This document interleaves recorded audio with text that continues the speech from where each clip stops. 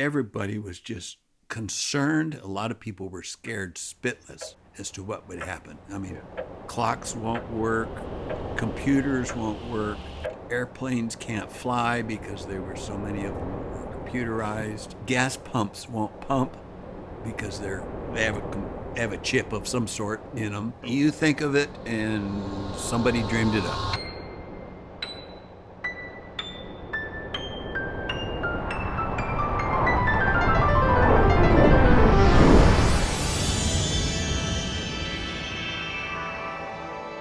Welcome, and thank you for listening to the 8 Decades podcast. I'm your host, Josiah Freeland, and in this mini podcast series, I'm sitting with my grandpa, Steve Freeland, to explore the past 80 years of American history, looking at it from his perspective and sharing a few of his personal stories. In this 5th episode, we're going to be diving into the 90s decade, 1990 to 1999. You're going to hear stories about the collapse of the Soviet Union, the rise of Amazon.com, and Y2K. And those are just a few of the things you're going to hear about in this episode.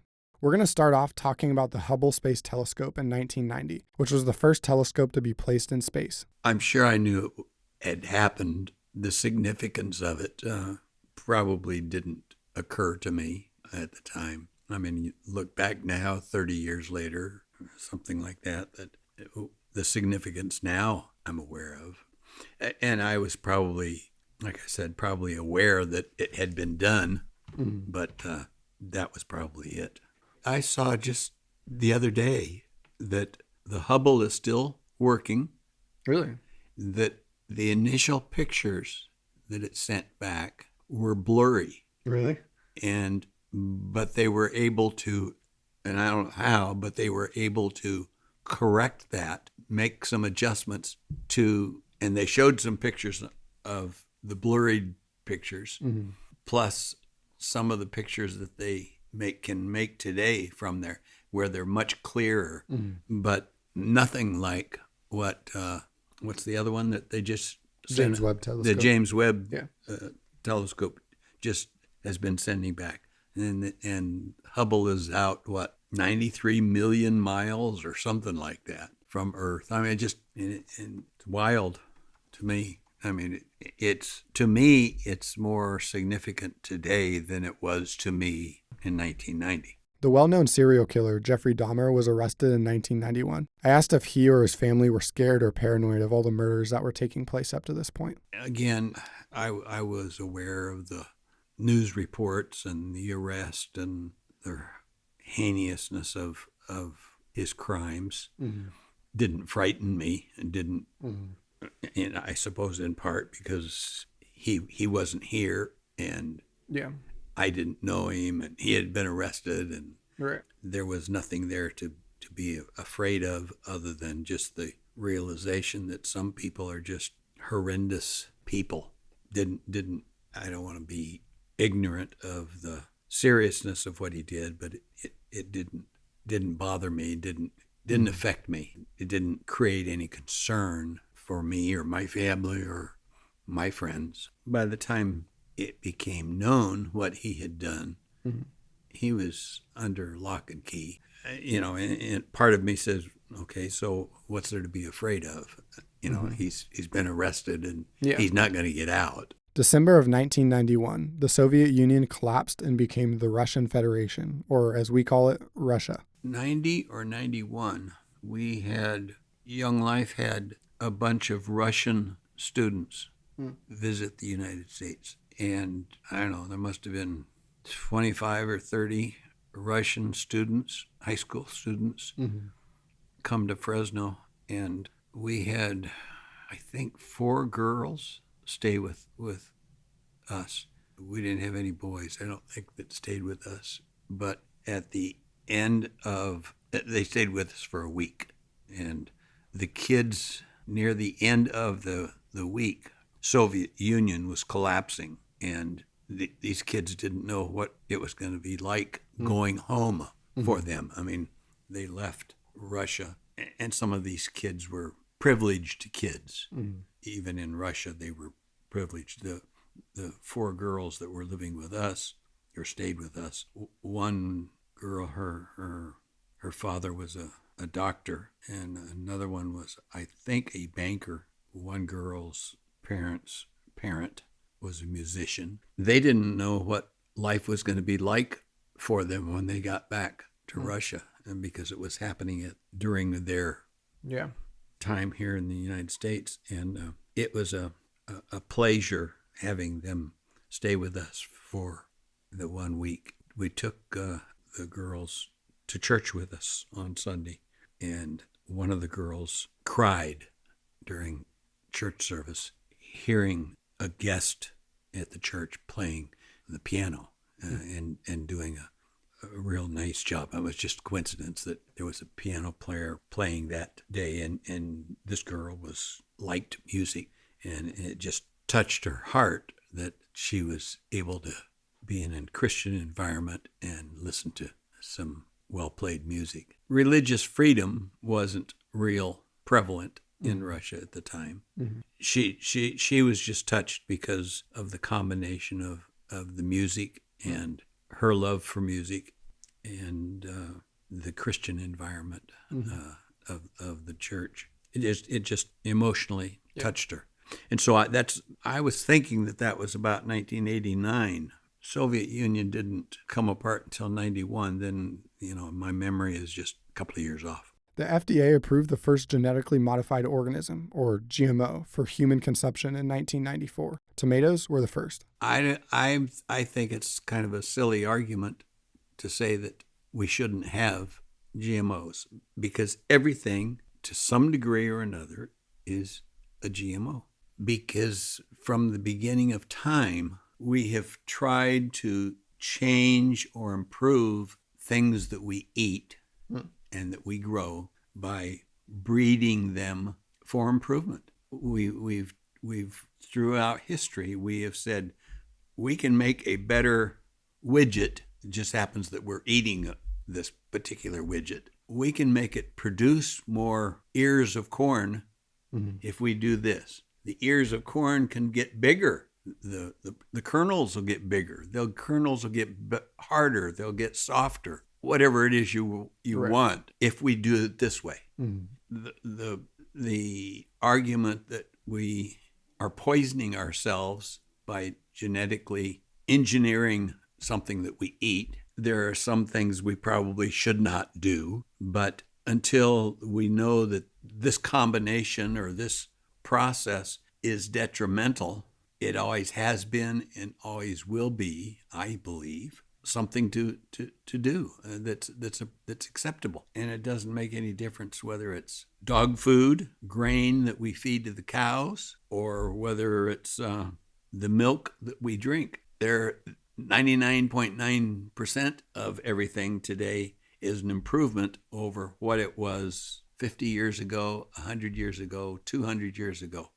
And so I don't have a problem, generally speaking, with it. Yeah, can somebody come up with a reason why it shouldn't be done? In specific cases, yes, but to say that it's harmful no matter what, it's just not true. A result of this that was happening, that argument back then, is where the organically farming has come from. That you shouldn't fertilize a crop. Fertilizing creates unwanted growth, or it creates a poison of some sort. It inhibits proper growth, defined proper growth. In the 80s, or the early 80s, I was a farmer. I farmed 900 acres of alfalfa and wheat down in the Cuyama Valley for the boss that I was working for. And when I sold the alfalfa, the buyer of the alfalfa was shipping it over to Japan. Alfalfa was cut, and instead of baling it, they made cubes out of it. Just cube it, half an inch thick and 4 inches long. I mean, that's the way they harvested it, and then they shipped it over to Japan. There are different ways of fertilizing or improving the alfalfa. The wheat I sold to, I've forgotten the name now, but a big wheat processor here in the United States. And they, for cornflakes or a breakfast or bread. They didn't ask. They didn't care. They may have enriched it in some way after they got it from me, but I didn't do anything to it during its growth other than water it. There's enrichments that are added or additives that are added during the processing of whether you're using it for food, for bread or for cereals or whatever. Yeah. Some of those items may be questionable, but again, most of it is healthier today than it was 50 years ago. Tomatoes, I don't know a lot about tomatoes, except I like them. Your dad doesn't. We can grow more tomatoes per acre today than we did 50 years ago.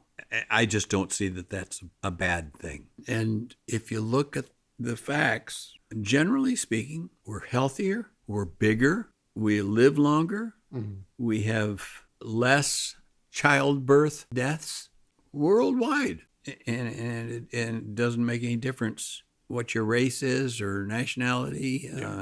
We're doing something right. We're doing something more right than more wrong if all these things are taken into consideration.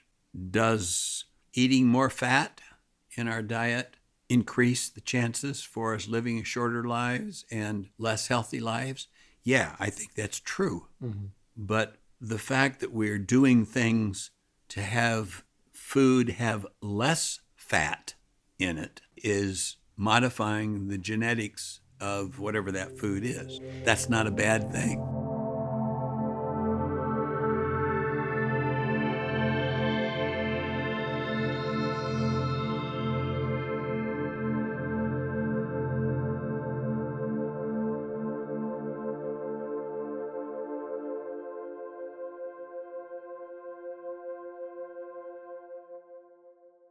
In 1994, the website and business of Amazon.com was started. I didn't even know what Amazon was until 4 or 5 years ago, 6 years ago, till recently. I don't think I knew anything about Amazon until I started dating Ivana, and that would have been 2011.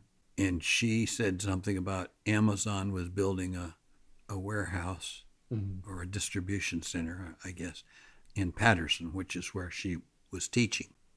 Who's Amazon? Well, and at the time, it was described to me as a big warehouse, a big book warehouse, because they were selling books. Obviously, it was more than that, but that was my first recollection, anyway, of Amazon. I ordered a treadmill. I bought it on Amazon. Amazon said we'll deliver it within, I don't know, it was 2 or 3 days, whatever it was. Yeah. It was a short period of time. What I don't understand, Saya, is they don't keep 1,000 of those treadmills in stock. They're a distribution center, so they somehow, and they've established a price for a product that's different than the retailer that sells it, the Sears Roebuck or whoever that sells it. They've established a price that's different than that. They don't get it from Sears. They get it from I assume they don't get it from Sears. They get it from the manufacturer, who will honor the sale at their price, at Amazon's price. And Amazon somehow gets that product from the manufacturer. They get it in Amazon's packaging and ships it to you in 2 or 3 days. I don't understand that. More power to them. That's why they are who they are. Exactly. They've figured it out. In January of 1995, my parents got married, and my dad was their first kid to get married. You've probably heard the story. Your grandma Connie went to Mexico on a mission trip at Easter time with people from Evangelical Free Church in 1994. And your dad went and your mother went. And they got to be close during that week in Mexico. Your mother came back and said, I found my man, or I got my man, meaning Nathan. The first time I saw your mother, she was working at Target, Walmart. She was a cashier at one of the larger stores. I don't remember which store. And your grandma introduced me to her at the time when we were in the store. And your dad started dating your mother. And they, at a point in time, your mother and your dad, we were living in Rolling Hills at the time in Madeira. And they came out to the house to see us. And of course, your dad was living there at the house at that time. And they came out. I was working out where the wood pile was, out in the garden in the little orchard that I had. And they came out, and your mother's not saying a word, just your dad. And your dad comes out and says that they were wanting to get married and wanted me to know, and in essence was asking my permission. And your dad was he was either 18 or he had just turned 19. I don't remember which. He would have been, he probably had just turned 19. And so we talked, and I said, I don't have any issues. I don't have any problem with Brandy, but I did not want them getting married at that time. And I said, Brandy hasn't finished school. You haven't finished school. You just started. I think it would be important for you to wait until you got school finished, college finished. Nathan, you've never been out of this house. You've never lived on your own. You don't know what it's like to live with somebody other than your brothers and your mother and father. I would want you to wait. I don't think this is the time. And your dad looks me in the eye and says, you and Mom have taught us to follow God's directions. This is the way we think God's directing us. What do you say, Josiah? I mean, he took my argument and threw it back at me and said, you want to argue with somebody? Argue with God. Couldn't say a thing. So that wouldn't have been in 95. That would have been in 94. And because your mother was still in school, I think she had a year or a year and a half to finish, and Nathan had just started college. We knew they wouldn't have much money. They wouldn't be able to afford rent, typical rent, whatever it was at the time. And your dad had never been outside of our house to live. Connie and I purchased a condominium across the street from Fresno State, just a little 2-bedroom condominium, and we bought it for the purpose of renting it to your folks after they got married. So we bought that, and Nathan moved into it. I don't know, I want to say maybe 3, 4, or 5 months before the wedding, something like a short time. In 1996, Dolly the sheep became the first mammal to be successfully cloned. I remember that. A lot of people felt that was bad. I don't know whether it was bad or not, but a lot of people were taking the position that the scientists were playing God. I don't see it that way, but I don't have anything to say about it. I mean, I can't control it, and I'm not going to say that it's a bad thing. It's part of that argument that we discussed earlier tonight about genetically modified organisms. I don't have a hard and fast feeling opposed to doing that. It's not any different than, in my mind, it's not much different than artificially inseminating a woman who can't have children. Are you playing God by taking the genetics from one animal, inserting it in another animal to create another animal? Is that playing God? I don't think so. To extend that from an animal, from a sheep, to a human being, is it really any different than taking the sperm from a man and inserting it in a woman artificially? You create life by doing that. You don't do it physically the same way a man and a woman typically conceive. I've not given it a whole lot of thought one way or the other. Cloning is different than artificial insemination. I recognize. I'm not enough of a scientist, not a scientist at all, to understand or to know the whole process of cloning. Cloning, in some respects, is to make this new animal just like the old animal. DVDs first launched in '96 in Japan, later coming to the US. I asked him if he was using them at the time. Yes and no. I can't tell you intelligently what a DVD is, what a Blu-ray is, all that digital stuff is it's not so much that it's over my head, it's that I just wasn't interested in it. Mm-hmm. DVDs, yeah, we would rent DVDs for movies. Mm-hmm. I never was able to adequately operate DVD equipment or whatever you want to call it. Connie always did that. If we rented a movie, I'd like to watch that particular movie or whatever. And we would go rent them, but she always did all the processing. You just sat down and started watching. Yeah. And why they've gone out of style, I really don't know. At the same time, it irritates me that CDs are no longer in style. Streaming is not something I do. I don't know how to do it. I don't even want to know how to do it. It's not something I'm interested in. Mm-hmm. Whatever the cost is to do that, I'm not interested in spending whatever the cost is. Chalk it up to not wanting to change, I guess. Just thought it would be fun to throw this fact out there. In 1997, the average price for a gallon of gas was $1.22. And I told my grandpa this. Well, this will blow your mind. All right. When your grandma and I got married in 1963, we would buy gas at 29 cents a gallon.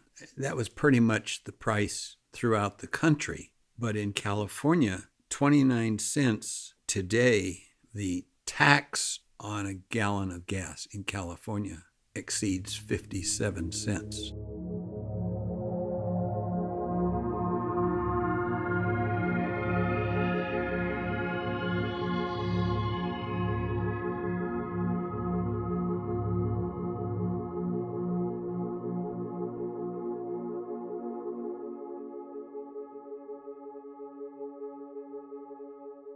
In 1999, my older sister was born, and this was his first grandchild. I assume I was working because by the time I got to the hospital, it was I think in the evening. Your grandpa was holding Tatiana. Your grandpa Lee was holding. What was an exciting time? Yeah. Your mother was excited, of course, as well as your dad. Your grandma Connie and Norma and Lee were all there. When I got there, all the excitement was over with. By the time I got there, I got the tail end of it. That was a memorable time. Mm-hmm. I remember crying. Not anything could be done. I mean, it was all the excitement was over with. Right. I don't remember if it was you or if it was Tatiana, but your mother was very hungry, and your mother sent your dad to drive in. She wanted something specific, fast food of some sort. Mm-hmm. I don't remember what it was. I just remember her being awfully hungry for something specific. Mm-hmm. Yeah, that was interesting. I asked what the difference in feelings were between having his first child and his first grandchild. Entirely different, because our first child was Mark. He was adopted. Mark was basically thrown in our lap, right? Because there was no preparation. Right, yeah. When Tatiana was born, there was 9 months of preparation. Mm-hmm. So, and even in Rodney's case, Rodney came unexpected because he came a month earlier than he was supposed to. He was premature. Mm-hmm. So the preparation and the excitement in both Mark and Rodney, there was no expectation because one was thrown in our lap and the other one was almost thrown in our lap because he came early. In Tatiana's case, we had an extended period of time to prepare for it. And in my particular case, by the time I got there, everybody else had participated in the excitement. Right. I was Johnny come lately, so to speak. Was I excited? Yeah. But it was a different kind of excitement than, and even in your dad's case, we planned when that was going to happen. I mean, we talked about before that your grandmother planned for the C-section birth, knew exactly when it was going to happen. So even then, there was in Nathan's case, it was a different kind of excitement and anticipation. It was planned to the T. Right. Tatiana's was just, we expected it to happen. We thought it would happen at a particular time, and I don't think there wasn't any emergency to her birth. They knew about when it was going to happen, and by the time I got there, hey. Leading up to the end of the year 1999, people started worrying about what we now call Y2K.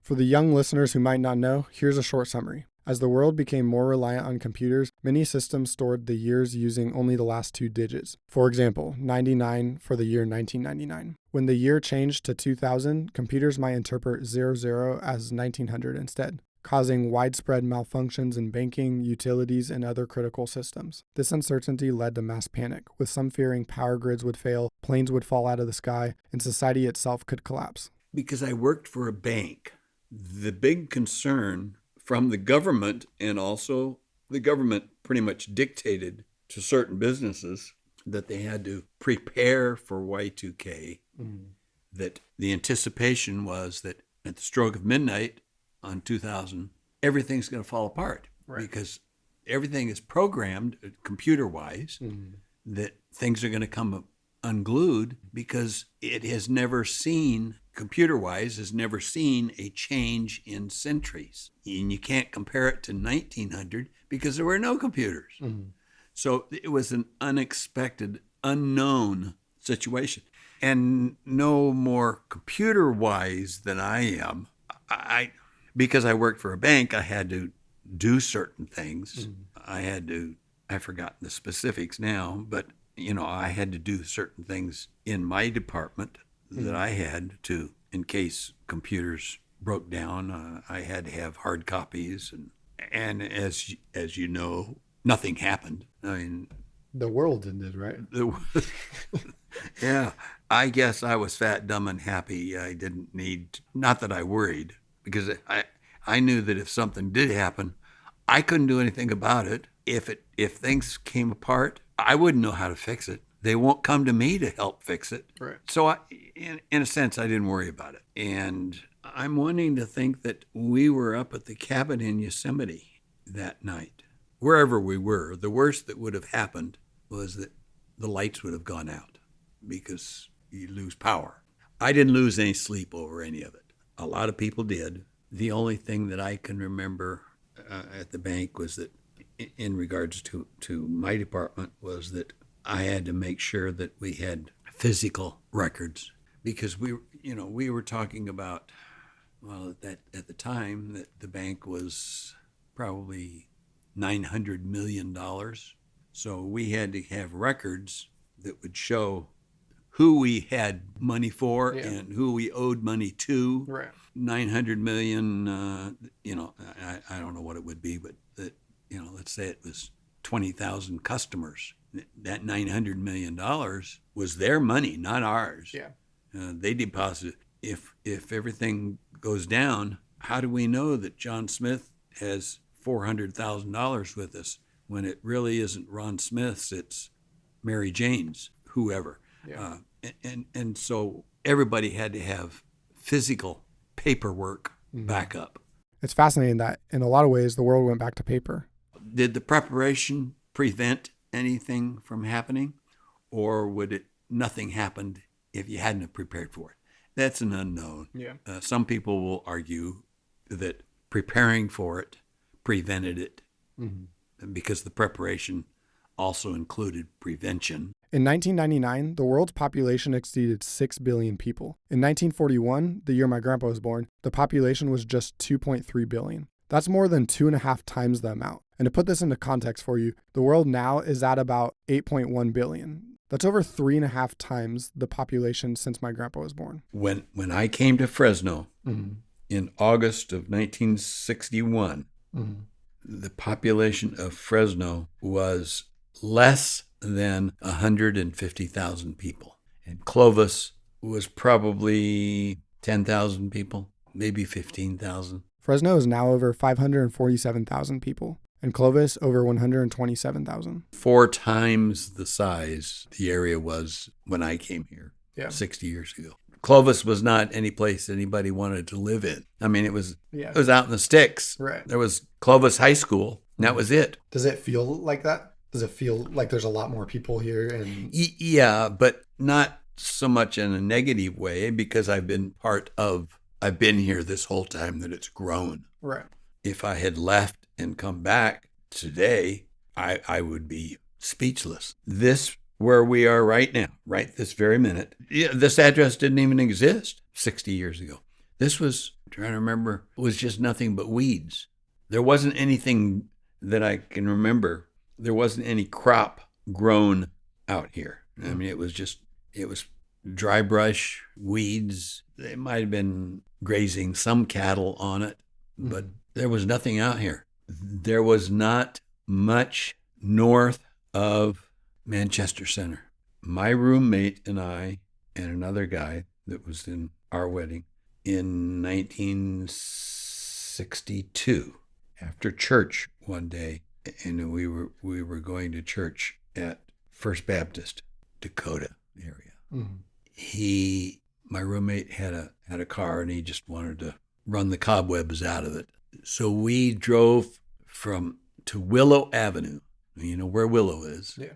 He drove to Willow Avenue, probably Willow and Ashland, and drove all the way out to the river at 80 miles an hour. There was nothing there. Mm-hmm. It was a 2-lane, almost dirt road. When I moved to when I was in school at City College in 1961, the street outside the apartment that I was living in was dirt and oil. It wasn't asphalt. Mm-hmm. It was dirt, and they had spread oil on it just to keep the dust down. That was it. And that's Fresno City College. You know where that is. Yeah. That was that area. There were no permanent streets. Well, there were probably some, but where I was living, there was, which at that time was the center of Fresno. Mm-hmm. Wow. We would, to help pay for rent to the landlady, she had 5 or 6 rooms that she rented out. It was a 2-story house. And one of the rooms that I was renting, one month, more than once, I didn't have enough money to pay the rent, which was $25 a month. Paid $25 a month? Yeah. Wow. Now, this is 60 years ago.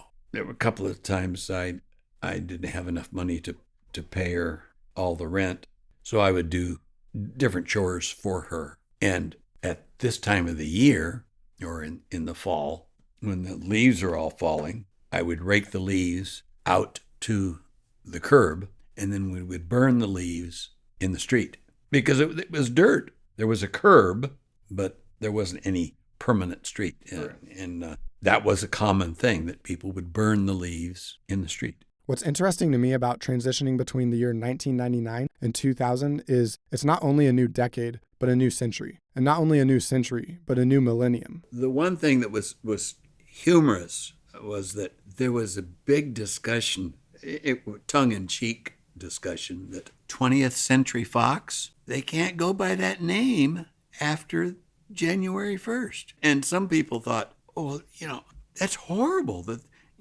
here's a company that's been in business for 90 years or whatever it has been, and they can't use that name any longer, that logo. And so what? I just thought it was indicative of the whole thing, that people were worried about stuff that didn't matter.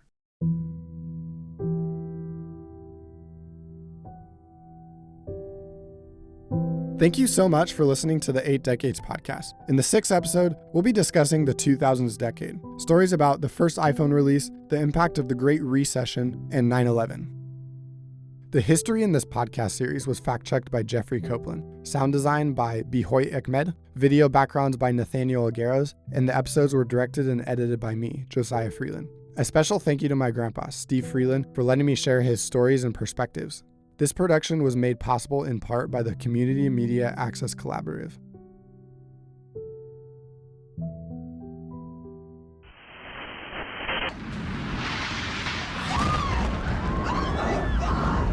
Looks like 6, 7 floors were taken out. And there's more explosions right now. Hold on, people are running. Wait, hold on just a moment. We've got an explosion inside. The building's exploding right now. You got people running up the street. Okay. Hold on, I'll tell you what's going on. Right, oh my God, another plane has just hit another building. Flew right into the middle of it. Explosion. My God, it's right in the middle of the building.